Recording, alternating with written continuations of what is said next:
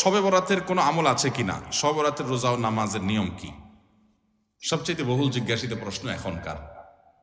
শবে বরাত আসছে, যেটাকে আসলে হাদিসের ভাষ্যে বলা হয়েছে মধ্য শাবানের রাত, শবে বরাত না, এটার হাদিসের ভাষ্যের নাম কি? মধ্য শাবানের রাত। এই মধ্য শাবানের রাত বা মধ্য শাবানের রজনী, এই রাতে যেটাকে আমরা শবে বরাত বলি, এই রাতের নামাজের নিয়ম কি?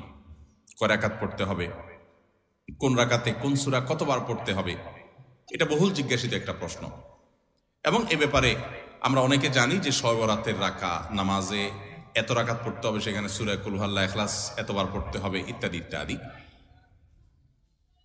লাইলাতুল কদর ছাড়া অন্য যে সমস্ত রাতের ফজিলত আছে, এর মধ্যে 10টা রাতের কথা আল্লাহ তাআলা শপথ করেছেন, ওয়াল ফাজরি ওয়া লায়ালিন আশর। সে 10টা রাত হলো জিলহজের প্রথম দশক। খবরও নেই আমাদের দেশে মানুষের, যে রাতগুলোর শপথ আল্লাহ কোরআনে করছেন, কত ফজিলতপূর্ণ, কিন্তু জিলহজের প্রথম দশকের রাতের কোনো বিশেষ ফজিলতের কথা আমরা কয়জনে জানি? যাই হোক, মধ্য শাবান রজনীর কথা আমরা বেশি জানি শুধু না, সবচেয়ে বেশি আমরা এ রাতে ইবাদত বন্দেগীর চেষ্টা করি। তো সবচেয়ে বেশি চেষ্টা তো হওয়া উচিত হলো লাইলাতুল কদরে। এর পাশাপাশি যদি কেউ মধ্য শাবান রাতে আল্লাহ তাআলার ক্ষমা লাভের চেষ্টা করে, সেটা দর্শনীয় না, সেটা জায়েজ। এ রাতের এতটুকু ফজিলত অবশ্যই প্রমাণিত যে আল্লাহ রাব্বুল আলামিন এ রাতে হিংসুক ছাড়া, মুশরিক ছাড়া বাকি মানুষগুলোকে সাধারণ ক্ষমা ঘোষণা করেন। অতএব এ রাতের একেবারে কোনোই ফজিলত নেই, ব্যাপারটা সেরকম না।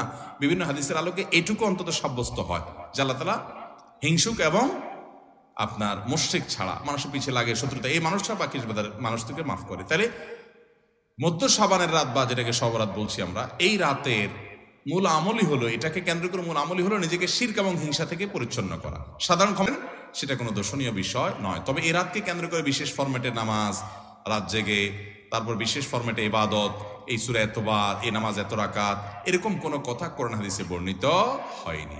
এগুলো আমরা মনগড়া বানিয়ে নিয়েছি। এবং যদি এরকম কোনো ফরম্যাট আমরা ঠিক করে নিয়ে সেভাবে ইবাদত করাটাকে আমরা এ রাতের আমল, শরিয়া সিদ্ধ আমল মনে করি বা সুন্নাহ আমল মনে করি বা কোন নির্দিষ্ট আমল মনে করি, তাহলে বেদাতে পর্যবেসিত হবে।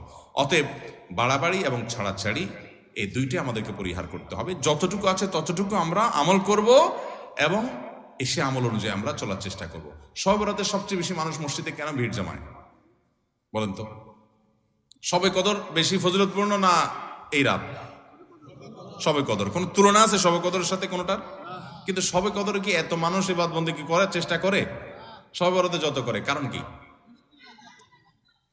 মিষ্টির জন্য বলে, খারাপ বলেন নাই। আমি ছোট থাকতে যখন মাদ্রাসায় পড়ি, লজিংয়ে ছিলাম এক বাড়িতে, আমার মনে আছে এক মসজিদে সারা রাত শবে বরাতে এরকম দোয়া দরুদ হয়েছে। এবার শেষে মিষ্টি বিতরণ হচ্ছে, জিলাপি দিত আর কি। তখন তো জিলাপি দেওয়া হচ্ছে, তো এক আল্লাহর বান্দা তার যে জিলাপি দিচ্ছে সবাই দুটা দুটা করে দিচ্ছে, ভুলে তার একটা পড়ছে আর কি। পরে সে জিলাপিটি নিয়ে এসে বাইরে ওই মুয়াজ্জিন বেচারার 14 গোষ্ঠী গালিগালাজ করতে করতে বলতেছে যে সারা রাত বেটা সবচেয়ে বেশি কানলাম আমি, আর দিছে আমার একটা। আল্লাহর কাছে এই নসিব চাই এই একটা জিলাপি নিয়ে পাইলাম। সে কানতে কানতে মুয়াজ্জিনকে গালিগালাজ করতে করতে যাচ্ছে। আমার ছোটবেলার ঘটনা। যাই হোক, তো মিষ্টির জন্য যায় না, এটা পুরোপুরি সঠিক না। এত অভাব পড়ে না যে সারা রাত মানুষ মসজিদে পড়ে থাকবে একটু মিষ্টি একটা প্যাকেটের জন্য, আমার মনে হয় না। আমার যেটা মনে হয়, সবচেয়ে বেশি মানুষ এ রাতে ইবাদত বন্দেগীর চেষ্টা করে, কারণ মানুষ মনে করে এ রাতে ভাগ্য নির্ধারণ হয়। অতএব এক রাতে ইবাদত বন্দেগী করে যদি সারা বছরেরটা ফাইনাল করে ফেলতে পারি, মন্দ কি? এই হলো মূল কাহিনী। আল্লাহ তাআলা আমাদেরকে বিশুদ্ধ পদ্ধতিতে ইবাদত বন্দেগী করার তৌফিক দান করুন। তাহলে ভাইরা আমার, মধ্য শাবানের রজনীতে আমরা আল্লাহ তাআলার কাছে ক্ষমার উপযুক্ত হওয়ার জন্য, হিংসা শিরক থেকে মুক্ত হওয়ার চেষ্টা করব। ক্ষমা পাওয়ার জন্য প্রচেষ্টা আমাদের থাকবে। কিন্তু ওই যে বেদাতি পন্থায় বিশেষ ফর্মে ঠিক করে ইবাদত, নামাজ, হালুয়া রুটি খায় মানুষ। হালুয়া রুটি কেন খায়? কেন খায় হালুয়া রুটি ভাই? সারা দেশে অনেক জায়গায় এখনো এটা হালুয়া রুটি ওই দিন বানাবে মানুষ। হালুয়া রুটিটা কেন হয় বলেন তো? বলে যে নবী সাল্লাল্লাহু আলাইহি সাল্লাম উহুদের যুদ্ধে তার দন্দান মুবারক শহীদ হয়েছে, এই জন্য উনি শক্ত খানা খাইতে পারতেন না, হালুয়া খাইতেন। এই জন্য আমরা হালুয়া খাই। আরে ভাই, নবী সাল্লাল্লাহু আলাইহি সাল্লামের দাঁত ভাঙছে প্রথম কতলটা শাবান মাসে ঘটেই না, ওটা পড়ছে আরেক মাসে। আপনি এটা এই মাসে আনলেন কোত্থেকে? আচ্ছা, তারপরে যদি ধরে নেই এই মাসেই হয়েছে, তো ওনার দাঁত ভাঙছে কাদের আঘাতে? মুশরিকদের আঘাতে, তাই না? আল্লাহর দুশমনদের আঘাতে। তো কাফেরদের আঘাতে, দাঁত ভাঙাতে উনি হালুয়া খাইছে বলতেছেন, যদি এটার কোনো ভিত্তি নেই, বোগাস কথা, তারপরে ধরে নিলাম। তো আপনি ভালো দাঁত নিয়ে হালুয়া খাচ্ছেন কোন শরমে? আপনার বাপের একটা শত্রু আছে, আপনাদের ফ্যামিলির একটা শত্রু আছে, সে আপনার বাপের ধরে আচ্ছা ধরে মেরে ঠ্যাং ভেঙে দিছে। আপনার বাপ বেচারা ওই ভাঙা ঠ্যাং নিয়ে একটা লাঠি নিয়ে ভর করে করে খোড়ায় খোড়ায় উনি হাঁটেন, কারণ পা ভেঙে গেছে বেচারা।